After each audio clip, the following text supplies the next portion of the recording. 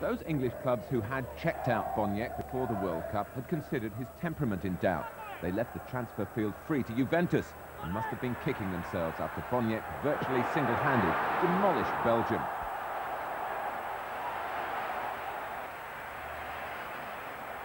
Once again, his partnership with Lato was decisive in front of a defence in which Vladislav Šmuda was a rock of a centre-back.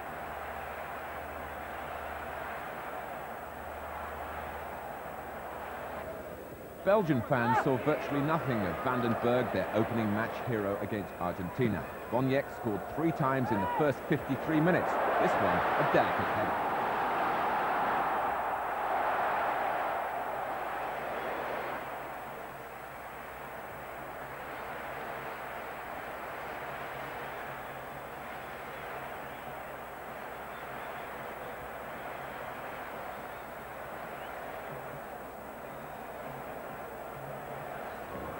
Belgium's manager, Guy Thys, admitted he'd never seen one man take his defence apart like that before. Lato was instrumental in this move as well before Boniek teased and tormented goalkeeper Theo Kusters and completed his hat-trick.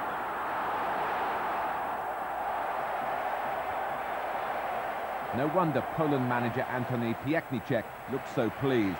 Boniek's one-man heroics had lifted Poland to the brink of the semi-finals.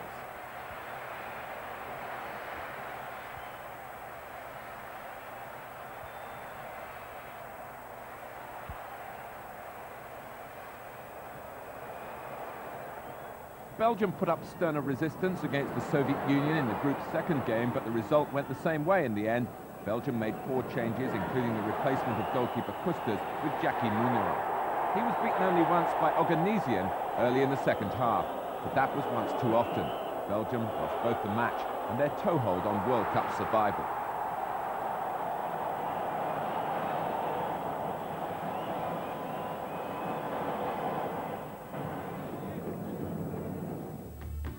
After Boniek beat Belgium virtually off his own bat with that marvellous hat-trick, Poland was sufficiently organised as a side to avoid defeat against the Soviet Union. Poland had finished third in 1974. Now they had a chance to do even better, into the semi-finals. Group B pitted West Germany against Spain and both of them against England. Apart from their individual abilities and their tactical skill, West Germany always seemed to master the art of pacing their performances throughout a competition.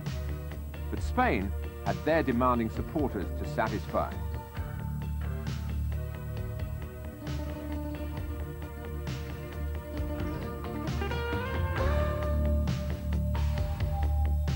This was to be a tight, tense group centred on the stage for the final itself, the Bernabeu Stadium, the opulent home of Real Madrid.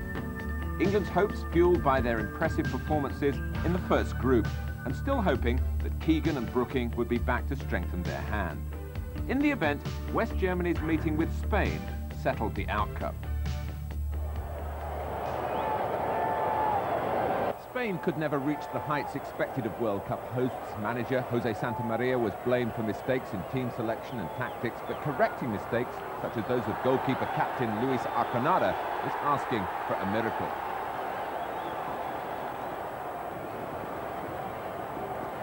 Santamaria had been a World Cup hero with Uruguay in the 1950s. Not even he could turn the superstars of Real Madrid, Barcelona and Real Sociedad from bitter domestic rivals into the best of teammates. Paul Breitner, who knew this particular stage so well from his days with Real Madrid combined with Litbarski, set up a second German goal for Klaus Fischer.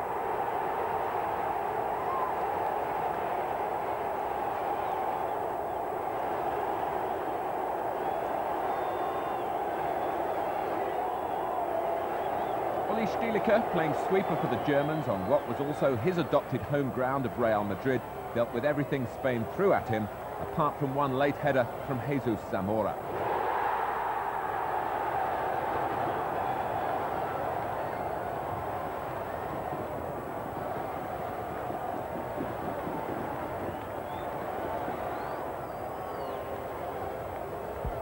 (2-1) to West Germany, the only victory in the 3 matches and enough to take them into the last 4. England didn't concede a goal, but even with Keegan and Brooking making belated appearances as substitutes against Spain, they couldn't score. England unbeaten, but out of the World Cup. Another trio of footballing heavyweights came together in Group C. Brazil and Italy to test Argentina's ability to retain the World Cup. Brazil had played the most inspiring football in the competition so far. Most of the millions of neutrals watching on television all around the world championed their cause.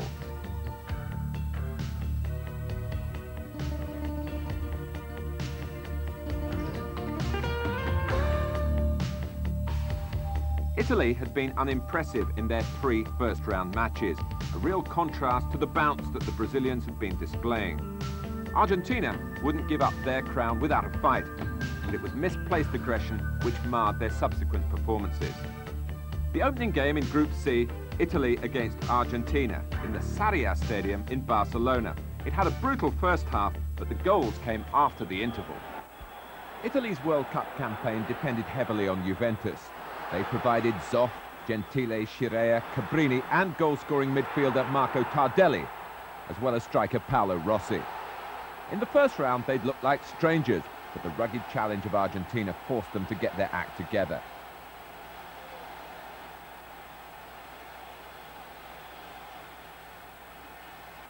Gentile policed Maradona relentlessly through a first half which brought 5 bookings. Then Cabrini followed up Tardelli's example by providing a decisive second goal for Italy. Argentina's World Cup defence was again in jeopardy.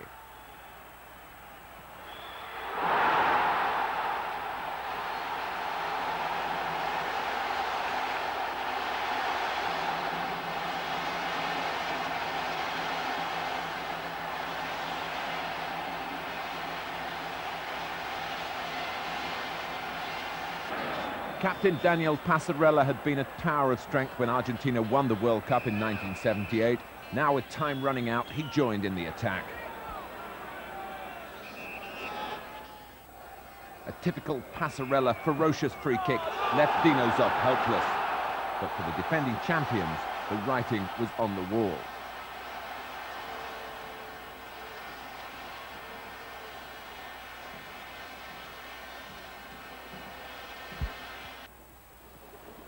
The Sarriá Stadium in Barcelona was a controversial venue for this group, the smaller of the Catalan grounds, not big enough for all the fans who wanted to see the action. Brazil's first shot came after 11 minutes. After Passarella fouled Serginho, Eder rattled the crossbar, Zico did the rest.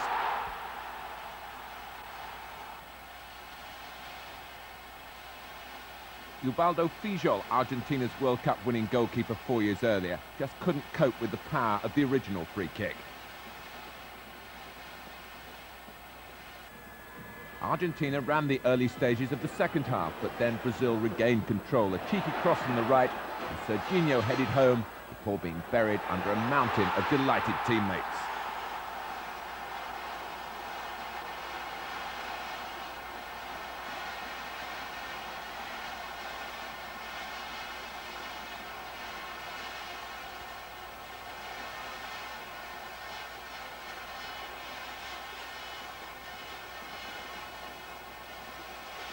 Argentina were being run to a standstill. Brazil grew so confident that left-back Junior danced through from defence to slip the ball through Fijol's legs for number 3.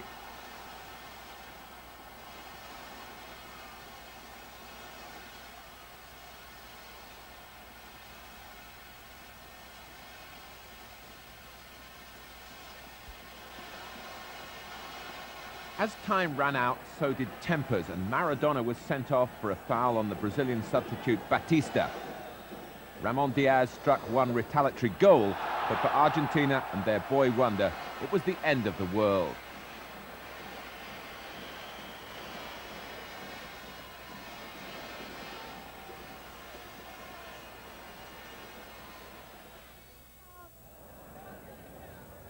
Now for a true World Cup classic.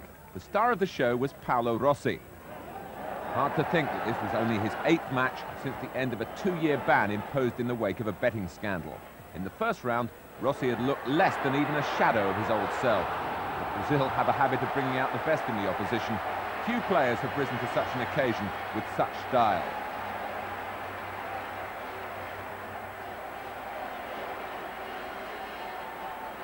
The battle lines were clearly drawn. A semi-final place was at stake. Italy had to win. Brazil needed only a draw. Italy possessed the professional resolution. Brazil the star quality. They couldn't consider playing for a draw, such a concept foreign to their nature.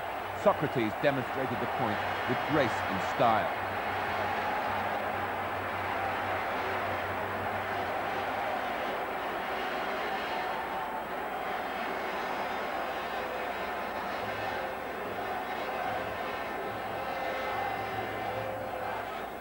The match tilted and swung in a manner which revived memories of Italy's dramatic 1970 semi-final against West Germany. Again, Rossi put Italy ahead.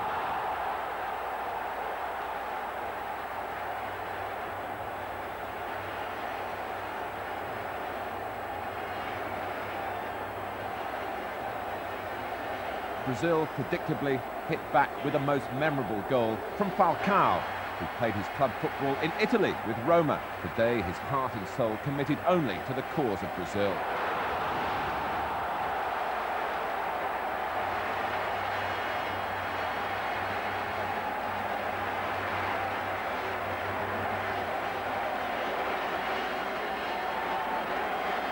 Yet one more time, Italy came back off the ropes. Rossi completing his hat-trick.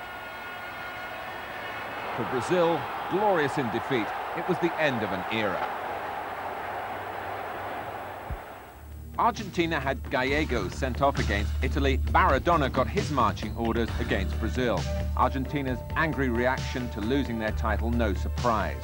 The shock was the emergence of Italy, so uninspired earlier in the tournament. Paolo Rossi's heroic hat-trick put out Brazil, though all football lovers a little sadder at their exit. Could Northern Ireland continue the theme of surprise which kept resurfacing in this World Cup? Billy Bingham's brave team had surpassed all expectations. 2 more good results and they could see themselves in the semi-finals.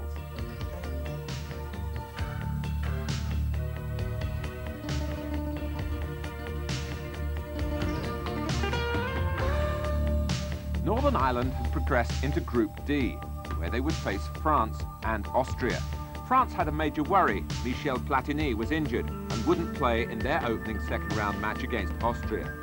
Austria themselves were hard to predict, their reputation in this World Cup soured by their cynical performance against West Germany in their previous game. Austria against France then, at the home of Atletico Madrid, the Vicente Calderón Stadium. Austria were considered France's most awkward rivals. The French beat them more easily than the 1-0 scoreline suggests. Austria appeared to be suffering a hangover from their awful first-round game with West Germany. They failed to recover any of their original sparkle, and France didn't miss the injured Platini.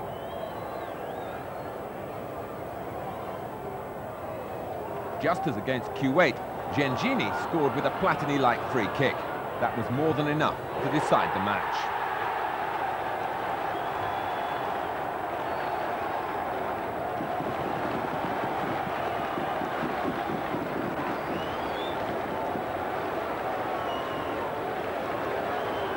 Austria boasted outstanding individuals like Krankel and defender Bruno Petzai, but their teamwork left much to be desired.